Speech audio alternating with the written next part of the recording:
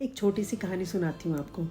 एक there was a man, वो ना एक बार भगवान से शिकायत करता है कि आज मैं सुबह उठने में लेट हो गया, ऑफिस को लेट हो गया। उसके बाद मैं जब कार स्टार्ट करने जाता हूँ तो मेरी कार जो है वो उसमें कुछ प्रॉब्लम आ गई और उसने स्टार्ट करने में टाइम लिया। मैं ऑफिस के लिए फिर लेट हो जाता हूँ।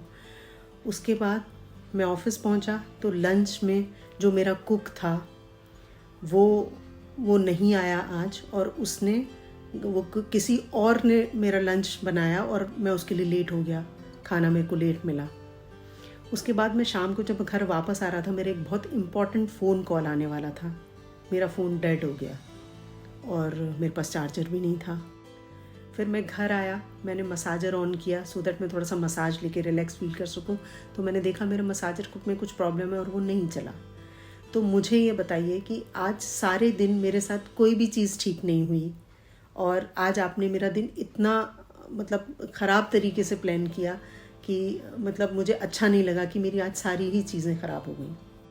तो गॉड स्माइल्ड एंड सेड कि सुबह जब तुम उठने में लेट हो गए थे तो एक डेथ एंजल थी, वो तुम्हारे बेड पे बैठी थी, जिसे हम यमराज कहते हैं हिंदी में।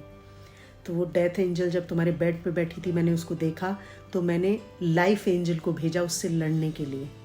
तो वो उस बीच लड़ रही थी तो मैंने इसलिए तुम्हें थोड़ा देर और सोने दिया।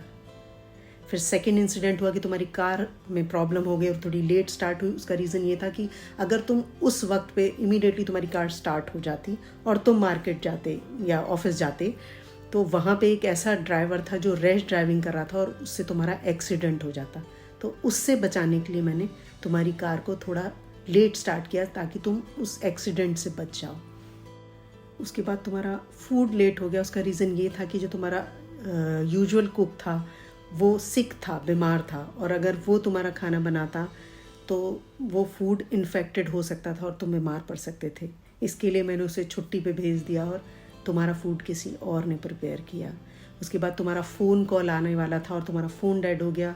तो मुझे ये पता था कि वो फ़ोन कॉल तुम्हारे लिए किसी रॉन्ग विटनेस के लिए यूज़ किया जाता जिससे तुम्हें नुकसान हो सकता था।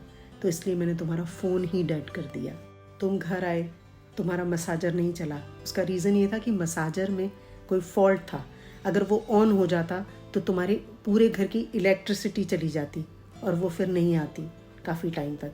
तो मैं ये नहीं चाहता था कि रात में तुम बिना इलेक्ट्रिसिटी के परेशान होते रहो, और मैं तुम्हें ये सब नहीं परेशान करना चाहता था। तो वो कहता है कि सॉरी गॉड, मैंने आपको इस तरीके से बोला।